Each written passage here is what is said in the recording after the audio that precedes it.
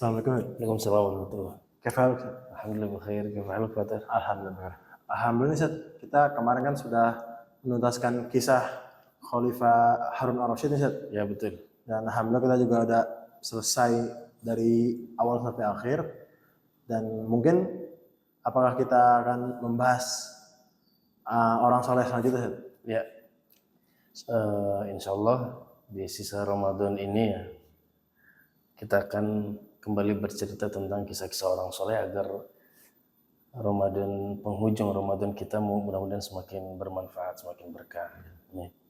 Dan kisah orang soleh yang akan kita bahas, kita flashback ya ke zaman tabi'in. Kan sebelumnya kita atba'ut tabi'in, sekarang kita ke zaman tabi'in, berarti dia masih bertemu dengan para sahabat.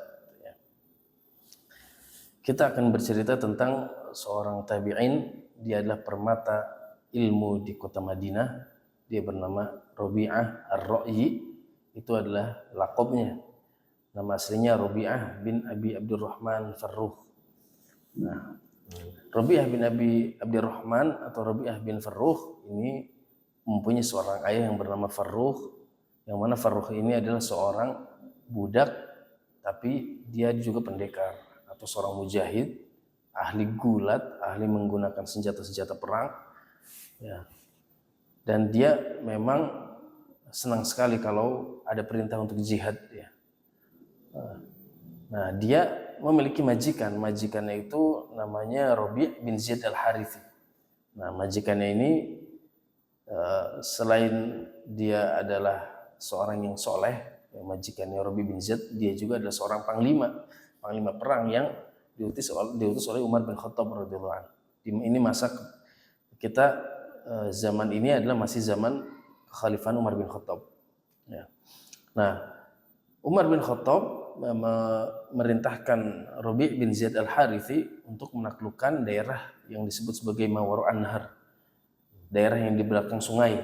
Ya, yang dimaksud sungai di sini adalah Sungai Jaihun atau Sungai Saihun. Itu kalau negara-negara saat ini mencakup Uzbekistan, Kazakhstan, Turkmenistan, ya. Dekat Asia, Ya, perbatasan. Ya, betul, perbatasan dari Asia Tengah itu sampai masuk ke Cina ya. Cina juga masuk. Bangsa-bangsanya itu disebut bangsa Atrok dan bangsa Tartar. Atrok ini suku-suku Turki, tapi Turki dulu ya, bukan Turki sekarang. Ya, karena kan Turki itu kan dulu kan dia kaum nomaden, ya, kaum penggembala yang selalu berpindah-pindah, nggak punya tempat tinggal yang tetap.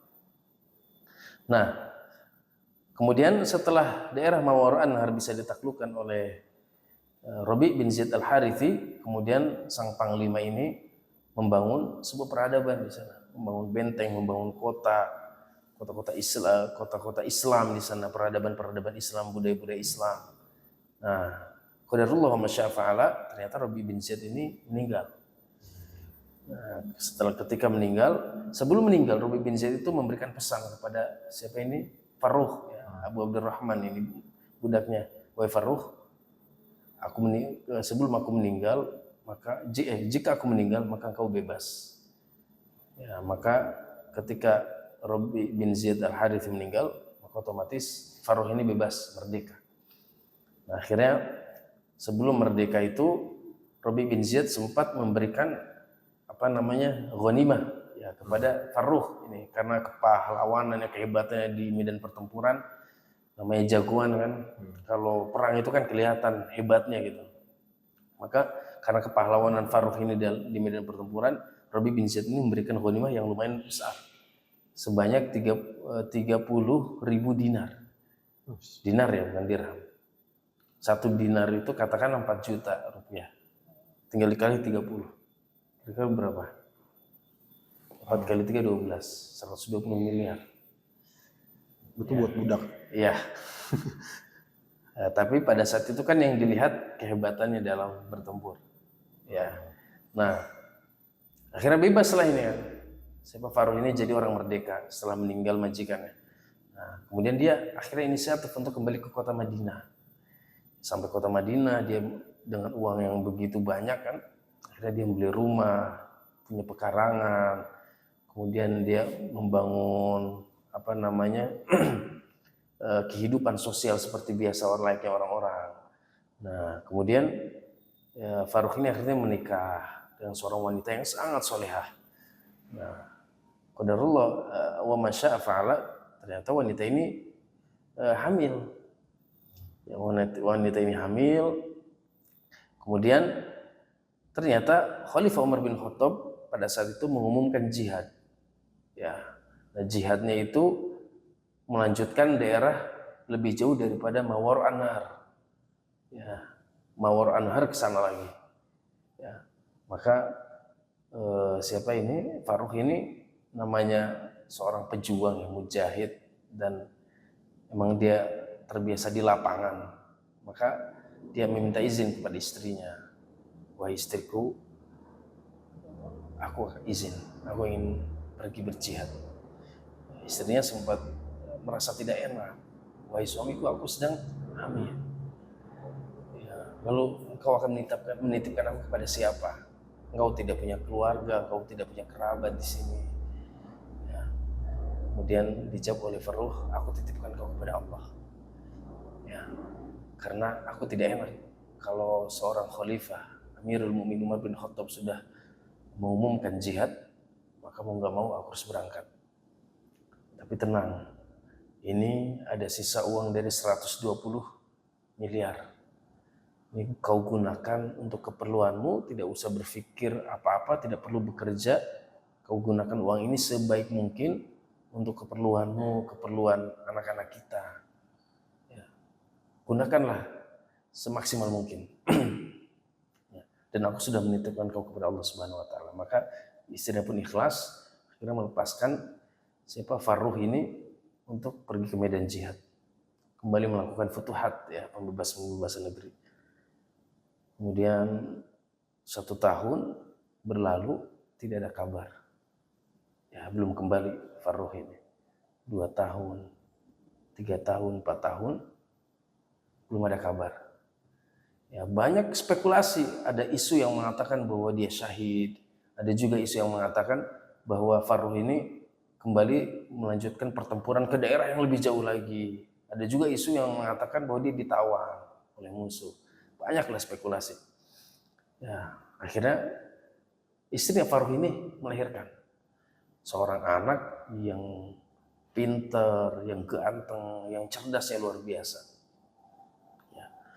Nah, kemudian bertahun-tahun lamanya sampai akhirnya pada saat Farukh itu ketika meninggalkan istrinya, ketika dia pulang ke Madinah menikah, itu pada saat itu umurnya 30 tahunan. Ya, umurnya 30 tahunan. Nah,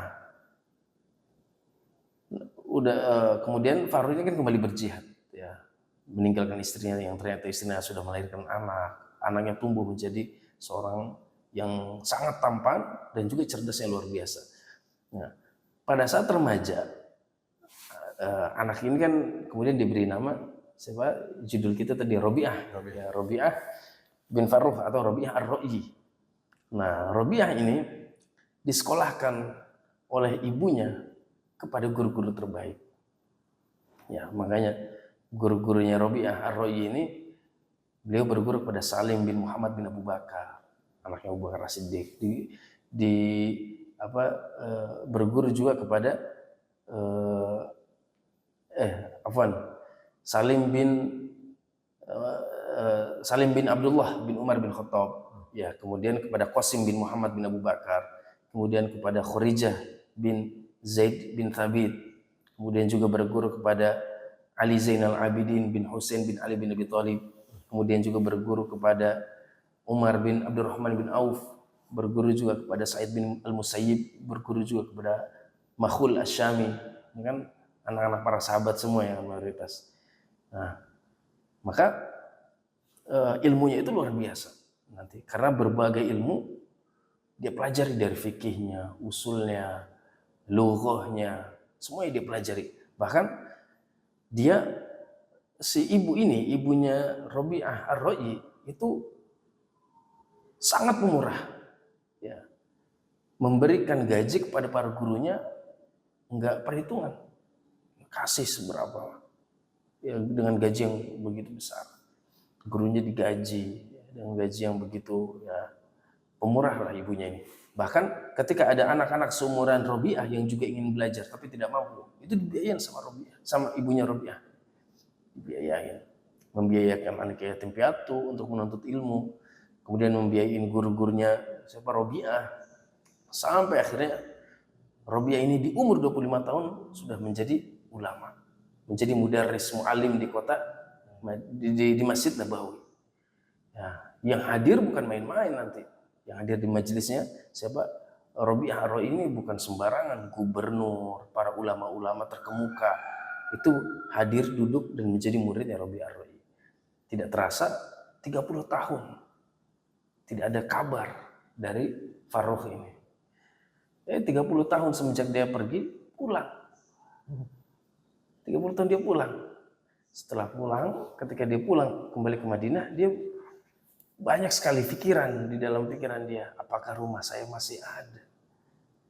Apakah keluarga saya masih ada? Rumah saya masih seperti yang dulu atau tidak? Banyak hal yang dipikirkan oleh Farrukh ketika dia pulang kembali ke Madinah setelah pertempuran, setelah futuhat ya, setelah jihad. Ketika dia pulang kembali ke Madinah, ternyata dia lihat rumahnya masih ada. Alhamdulillah. Dan mungkin agak-agak berbeda ya, karena dulu waktu dia pertama kali membangun rumah di sana belum banyak tetangga-tetangga yang bangun rumah di sebuah rumah. Sekarang sudah banyak. Ya, karena ini kan di zaman Umar bin Khattab, ya dari zaman Umar sampai zaman Utsman, 30 tahun kan. Di zaman Umar bin Khattab, ya, kota Madinah sedang makmur-makmurnya, ditambah di zaman Utsman bin Affan, wah lebih makmur lagi. Nah, makanya ketika dia kembali ke Madinah, di samping rumah dia itu sudah banyak rumah-rumah besar-besar. Karena rumahnya dia pada saat itu sedang terbuka. Dan kondisi pada saat itu tengah malam. Tengah malam terbuka, otomatis secara naluri Farrukh, itu rumah saya masuklah. Ya kan, masuk ke rumah, istirahat dia di sofa depan, di kursi depan, di ruang tamu. Tiba-tiba anaknya siapa? Robiah Ar-Ra'i. Ya, dia ke ruang tengah, dia kaget melihat ada orang berbadan besar. Penyusup. Iya, dikira penyusup, berbadan besar. Dia mengatakan, wahai ya Fulan, begitu lancang yang kau masuk ke rumahku dan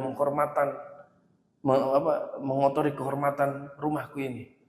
Pergi kau sekarang, atau kalau tidak kau hadapkan kepada hakim, atau aku akan menghabisi kau di tempat sekarang. Akhirnya kata Farrukh, apa-apaan kau? Ini adalah rumahku. Ya, kan nggak tahu kalau itu anaknya. Belum saling kenal. Iya, belum saling kenal. Meninggalkan rumah selama 30 tahun lamanya kan. Dari Robiah belum lahir sampai sekarang udah umur 25 tahun coba. Bayangkan. Berarti umurnya Farrukh ini sekitar 60. 60. Iya, udah 60-an.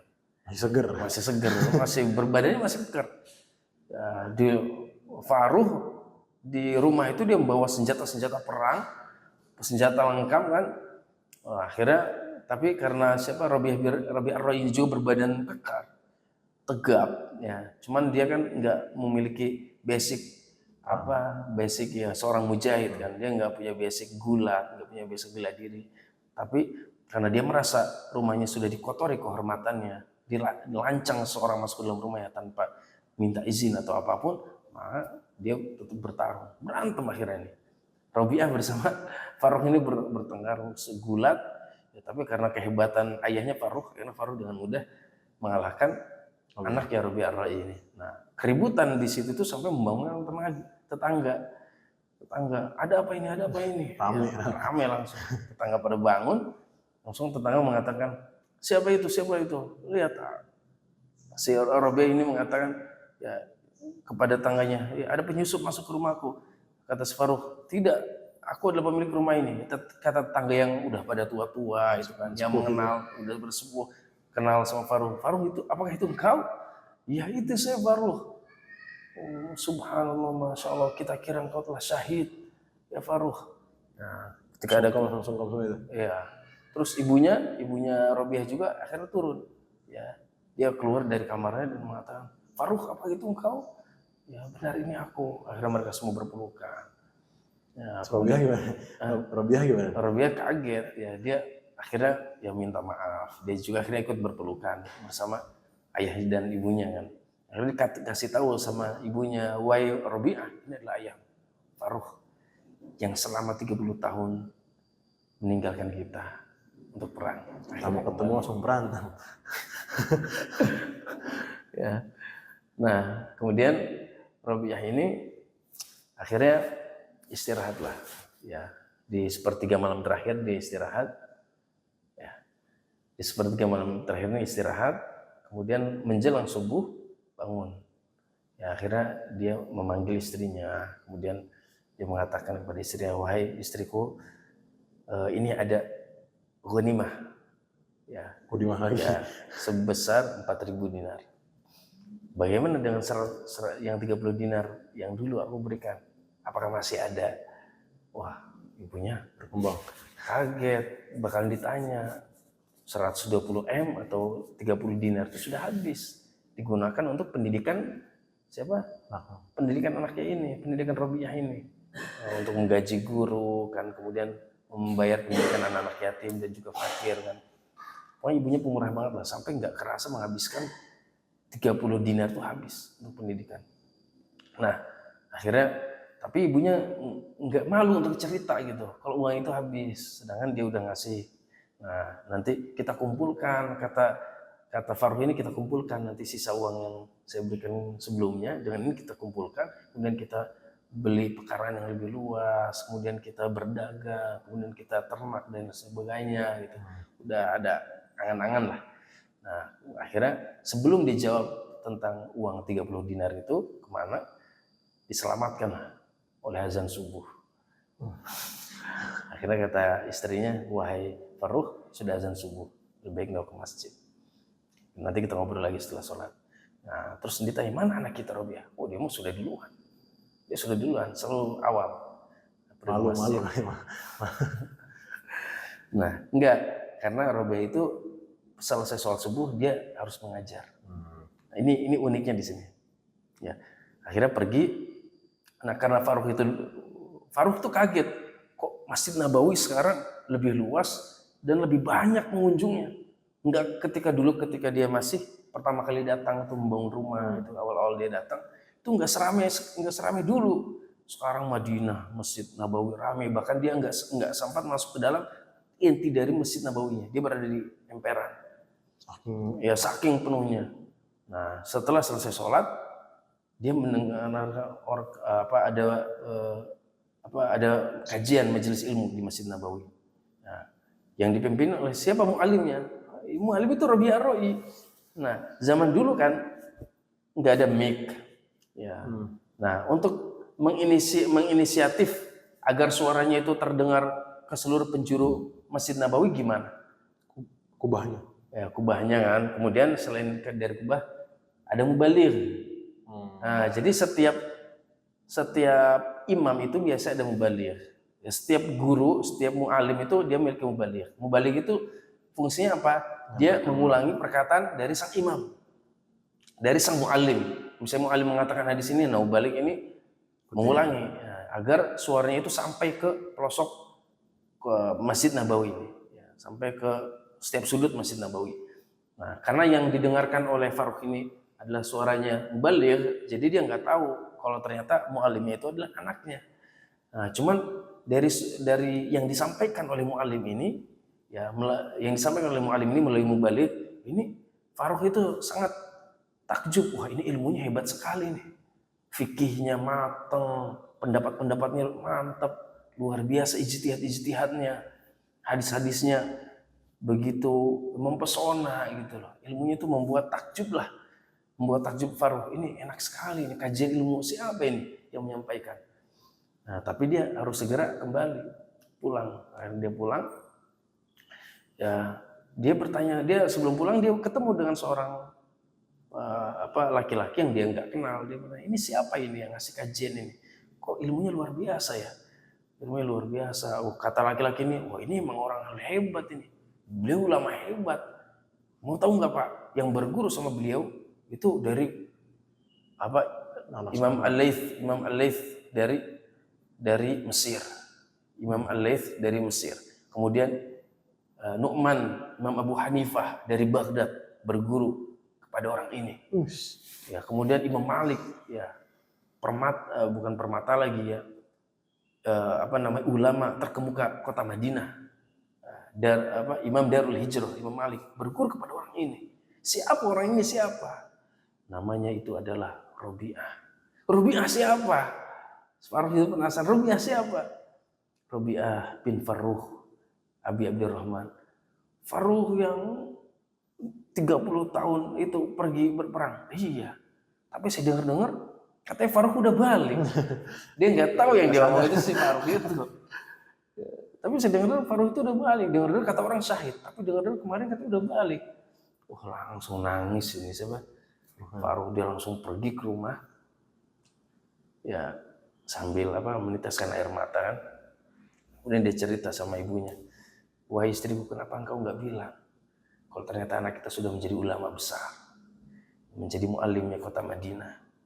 Ya, kemudian kata siapa ibunya ini mendapatkan kesempatan ya. Ini waktu yang pas untuk menjelaskan kemana uang 30 dinar itu pergi. Ya, akhirnya dikasih tahu, wahai suamiku, coba menurutmu mana yang lebih penting, 30.000 dinar ataukah kedudukan anak kita saat ini? Kata Farruh, jelas kedudukan anak kita saat ini lebih penting dan lebih mulia daripada 30.000 dinar yang aku berikan kepada waktu itu. Kata ibunya, ketahuilah wahai suamiku, 30.000 dinar itu sudah habis untuk pendidikan anak kita, dan sekarang anak kita menjadi seorang ulama. Nangis langsung dipeluk istrinya. Ya, Nah, Robi'ah Ar-Ra'i ini adalah guru yang sangat dikagumi oleh Imam Malik. Imam Malik itu kan jarang banget mengagumi orang. Di antara yang dikagumi oleh Imam Malik itu adalah Robi'ah Ar-Ra'i.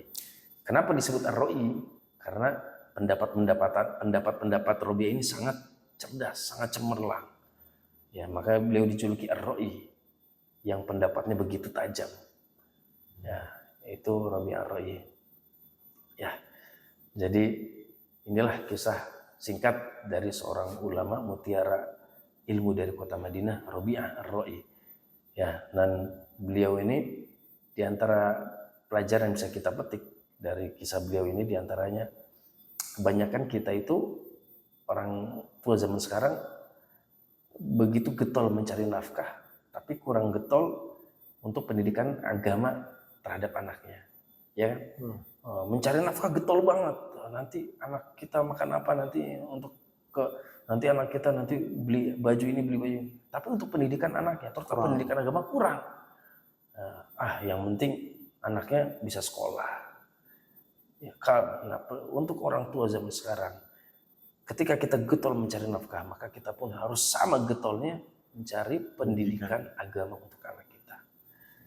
Ya, itulah diantara pelajaran yang bisa kita petik dari kisah Robi'ah Ar-Ra'i. Ya, ini aja. Nah, mungkin nih udah selesai teh. Dah. Alhamdulillah aku juga nggak nyangka nih kisahnya bakal sekeren ini juga. Ya, mungkin nih dari kita. Maaf. Subhanakallahumma wa bihamdika. Assalamualaikum warahmatullahi wabarakatuh. Waalaikumsalam warahmatullahi wabarakatuh.